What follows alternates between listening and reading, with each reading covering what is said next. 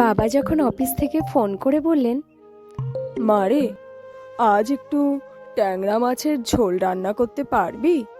খেতে ইচ্ছে করছে খুব। প্রচণ্ড বিরক্ত হয়েছিলাম। এমনিতেই সকাল থেকে মিলনের সাথে ঝগড়া চলছে, মন মেজাজ একদম ঠিক নেই। তার উপর আবার এই রান্নাবান্নার উটকো ঝামেলা। মা তো মরে গিয়ে বেঁচে গেছেন, আমাকে রেখে গেছেন রাত দিন 24 ঘন্টা বাবার ফরমাশ করার জন্য। যাই হোক, যথেষ্ট অনিচ্ছা থাকা সত্ত্বেও রান্নাঘরে গেলাম ট্যাংরা মাছের ঝোল রান্না করতে। রান্না করতে করতেই মিলনকে এক নাগাড়ে ফোনে ট্রাই করে যাচ্ছিলাম, না, ফোন ধরছে না।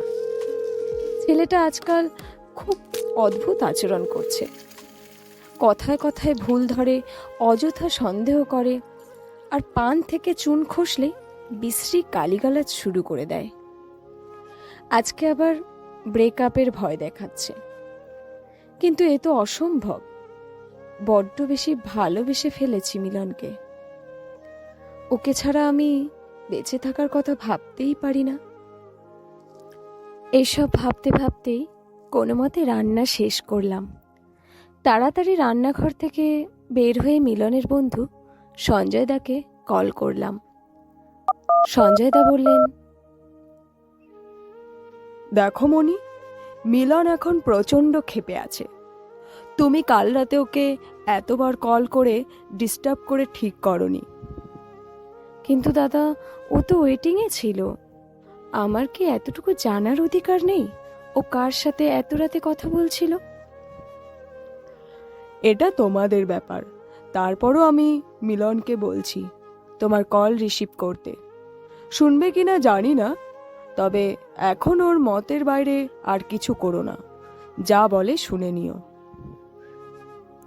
ঠিক আছে। কিছুক্ষণ পর মিলনকে কল করলে সে রিসিভ করে। শুনো মনি, আমি শুধু সঞ্জয়ের কথায় তোমার কল রিসিভ করেছি। আমি তোমাকে একটা লাস্ট চান্স দিচ্ছি। এভাবে কেন কথা বলছো মিলন? তুমি কি আমার সব কথা শুনবে? আচ্ছা বলো। তুমি কাল আমার সাথে সঞ্জয়ের ফ্ল্যাটে যাবে। ওখানে কেন? এতদিন হয়ে গেল আমাদের রিলেশনশিপ চলছে, অথচ আজ পর্যন্ত আমি তোমাকে নিজের করে পেলাম না। আমার কি কোনো ইচ্ছে থাকতে পারে না? কিন্তু মিলন। কোনো কিন্তু না, যা বলছি তাই। আর একটা কথা, আসার সময় 3000 টাকা নিয়ে আসবে। গত সপ্তাহে না তোমাকে 1500 টাকা দিলাম? এত প্রশ্ন কেন করছো? তুমি মনে হয় ফাইনালি ব্রেকআপ চাইছো। না না, ঠিক আছে, আমি নিয়ে আসব। ঠুস করে লাইনটা কেটে দিল। এতক্ষণে আমি একটু শান্তি পেলাম, কিন্তু টেনশন তো থেকেই গেল। 3000 টাকা কোথায় পাবো? সন্ধ্যায় বাবা এক রাশ ক্লান্তি নিয়ে অফিস থেকে ফিরলেন। এসেই ডাকাডাকি শুরু করে দিলেন। মনি, কোথায় গেলি মা? দেখ তোর জন্য কি নিয়ে এসেছি। কি হয়েছে বাবা, এত চেঁচাচ্ছ কেন? আজকে চেয়ারম্যান স্যার সবাইকে খাইয়েছেন। ছেলে ডাক্তারি চান্স পেয়েছে, তাই খাবারটা তোর জন্য নিয়ে এলাম। তুই তো চাইনিজ খাবার খুব পছন্দ করিস। কই দেখি দেখি। বাবাকে আর কোনো কথা বলার সুযোগ না দিয়ে আমি খেতে বসে গেলাম। বাবাকে এক কাপ চাও দিলাম না। পেট পুজো করে এসে খুব আয়েশ করে ভাবছি কাল কি কালারের শাড়ি পরব, মিলনের সামনে কিভাবে নিজেকে প্রেজেন্ট করব। হঠাৎ করে মাথায় এলো 3000 টাকা বাবার কাছে চাইলেই তো হয়। আমার কোনো চাওয়া কি বাবা অপূর্ণ রাখেন? এর মধ্যেই বাবা আবার ডাকলেন, মারে, ভাত দিয়ে দে আমাকে। এই তো সুযোগ, খাবার টেবিলে বাবার কাছে টাকার কথা বলা যাবে। বাবার সামনে ভাত বেড়ে দিয়ে আমি আবার রুমে চলে এলাম। ভাবছি কোন অজুহাতে টাকাটা চাইব। বাবার কাশির শব্দ শুনে জল দিতে গেলাম। তারপর বললাম, এভাবে খাচ্ছ কেন? আস্তে আস্তে খাও। বাবা একটু লাজুক ভঙ্গিতে উত্তর দিলেন, দুপুরে কিছু খাইনি তো, তাই খুব খিদে পেয়েছিল, আর তরকারিতে চালটা একটু বেশি লাগছে, কিন্তু খেতে খুব ভালো হয়েছে। বাবা দুপুরে কিছু খাননি শুনে আমি যেন থমকে গেলাম। তার মানে বাবা নিজে না খেয়ে আমার জন্য খাবার নিয়ে এসেছেন, অথচ দুপুর থেকে রাত পর্যন্ত দিব্যি অনাহারে কাটিয়ে দিলেন। আর বাবা যে ঝাল একদম খেতে পারেন না, তাড়াহুড়োর মধ্যে এটা তো আমার মাথায় ছিল না। আমার ভেতরটা কেমন যেন করে উঠল। অল্প একটু কোনো মতে গিলে বাবা খাওয়া শেষ করলেন। আমি বুঝতে পারছিলাম বাবার খেতে খুব কষ্ট হচ্ছিল, কিন্তু মুখ ফুটে কিছু বলেননি। কিছুক্ষণ পর বাবার কাছে গিয়ে বললাম, আমার কাল 3,000 টাকা লাগবে বাবা। বাবার মুখটা নিমেষেই চুপসে গেল। বুঝতে পারছিলাম বাবার হাতে এখন কোনো বাড়তি টাকা পয়সা নেই। থাকবেই বা কি করে, আজ মাসের 25 তারিখ। কিন্তু বাবা আমাকে কিছু বুঝতে না দিয়ে বলে দিলেন, ঠিক আছে, সকালে নিয়ে নিস। আর কোনো প্রশ্ন করেননি বাবা। মা মারা যাওয়ার পর বাবাই আমাকে বুকের মধ্যে আগলে রেখেছেন। আদর যত্নের কোনো কমতি রাখেননি।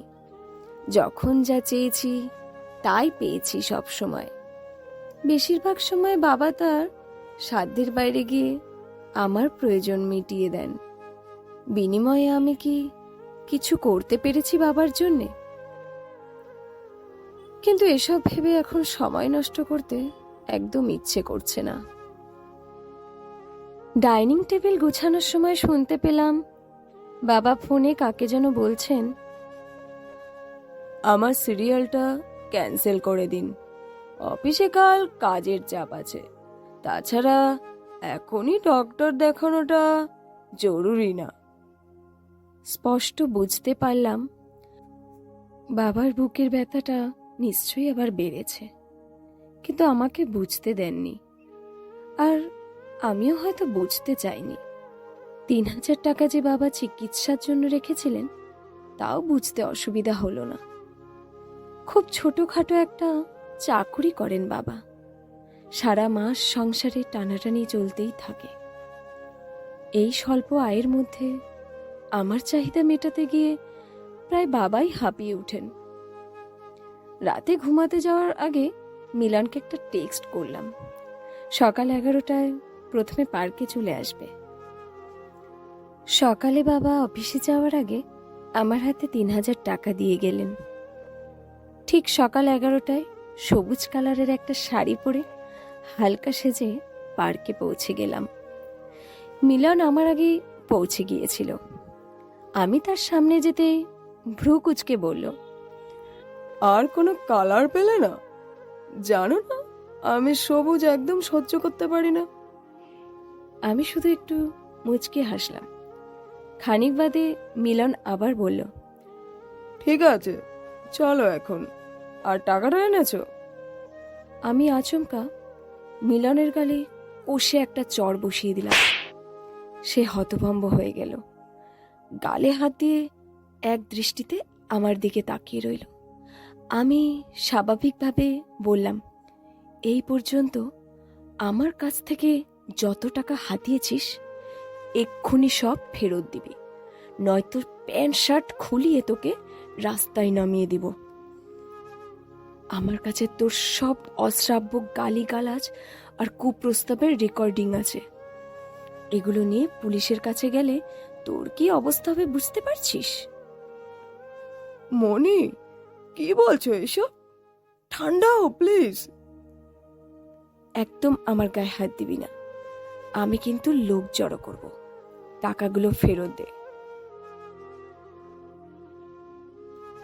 অবশেষে মিলন তার ক্রেডিট কার্ড আমার কাছে জমা দিয়ে মান ইজ্জত নিয়ে পালাতে বাধ্য হলো। আমি সোজা বাবার অফিসে চলে গেলাম। সবুজ রং বাবার খুব পছন্দের। বাবা আমাকে দেখে খুব অবাক হলেন, সেই সঙ্গে খুশিও হলেন। সেখান থেকে ছুটি নিয়ে বাবাকে বগল দাবা করে প্রথমে হসপিটালে গেলাম, কিন্তু ডক্টর আজকে আসেননি বলে বাবার চেক আপ করাতে পারলাম না। হসপিটাল থেকে বের হয়ে চলে গেলাম শপিং মলে। বাবাকে দুটো নতুন শার্ট আর একটা প্যান্ট কিনে দিলাম।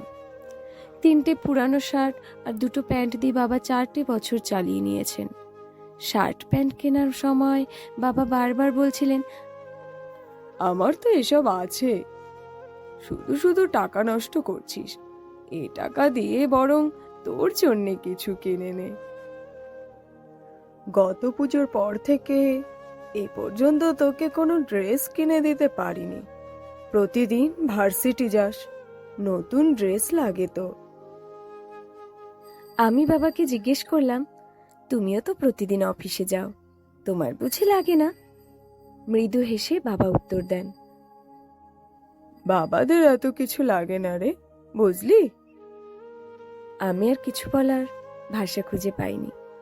বাবাকে একজোড়া জুতো কিনে দিলাম কম দামের মধ্যে। এখন যে জুতোটা পরে আছে, এটার বিভিন্ন জায়গায় সেলাইয়ের দাগ আছে। কমপক্ষে 5বার এটাকে মুচির কাছে নেওয়া হয়ে গেছে। আমার কাছে কিছু জমানো টাকা ছিল, মিলনের জন্মদিনে উপহার দেব বলে জমিয়েছিলাম। এই টাকা দিয়ে বাবাকে রেস্টুরেন্টে চাইনিজ খাওয়ালাম। রেস্টুরেন্টে বসে বাবা আমাকে খাইয়ে দিলেন। বাচ্চাদের মতো বাবা আনন্দে ছটপট করছিলেন। বাবাকে এত খুশি হতে আগে কখনো দেখিনি আমি। বাবা হয়তো কোনোদিন ভাবতেই পারেননি আমি আমার গোটা একটা দিন বাবাকে কখনো দিতে পারবো। হয়তো আমার কাছ থেকে এতটুকু আশা করেননি, অথচ তিনি কিন্তু তার সারাটা জীবন আমার নামে উৎসর্গ করে দিয়েছেন। ডিনার সেরে রিক্সা করে বাড়ি ফেরার সময় বাপ মেয়ে আইসক্রিম খেলাম। আজকের দিনটা ছিল আমার বাবা বিলাসের দিন। ভালোবাসা ভালোবাসা করে আমরা প্রতিনিয়ত ভুল দরজায় কড়া নেড়ে যাই। ভালোবাসার ঘাটতি মেটাতে গিয়ে মরিচিকার পিছনে ছুটে মরি। সঠিক সময়ের আগে মিথ্যে সম্পর্কে জড়িয়ে পড়ি। কিন্তু বাবা মার ভালোবাসাটা সত্যিকার অর্থে উপলব্ধি করতে পারলে আমাদের ভালোবাসার এত হাহাকার থাকতো না। প্রকৃত ভালোবাসার স্বাদ লুকিয়ে থাকে মায়ের আঁচলের তলায় আর বাবার স্নেহমাখা শাসনে। আমরা কেন বাবা মার ত্যাগের কথা ভুলে যাই? আমাদের বিলাসবহুল জীবন দিতে গিয়ে তারা নিজেদের অনেক প্রয়োজন নির্দ্বিধায় এড়িয়ে যান। এতে তাদের এতটুকু আক্ষেপ বা আফসোস থাকে না, অথচ আমরা তাদের পর্যাপ্ত সময়টুকু দিতেও কত কুণ্ঠাবোধ করি। সেদিনের পর থেকে আর কোনো মিলনকে আমি আমার জীবনে জায়গা দিইনি। যদি আবারও বাবার পছন্দের ট্যাংরা মাছের ঝোলে ঝাল বেশি দিয়ে বাবার তৃপ্তির ব্যাঘাত ঘটিয়ে ফেলি। গল্প বাবা বিলাসের দিন। গল্পটি যদি ভালো লেগে থাকে তাহলে একটা লাইক দেবেন আর সাবস্ক্রাইব করে পাশে থাকবেন। আপনাদের একটা লাইক আর সাবস্ক্রাইব আমার মতো মানুষের কাছে অনেকটা মোটিভেশনের রাস্তা। আমরা অনেক উৎসাহ হই যে আপনারা ভালোবেসে আমাদের পাশে আছেন বলে। আপনাদের জন্যই আমরা আছি। আশা করছি আমার গল্পটি কিছু শিক্ষণীয় মুহূর্ত আপনাদের কাছে উপস্থাপন করতে পারল।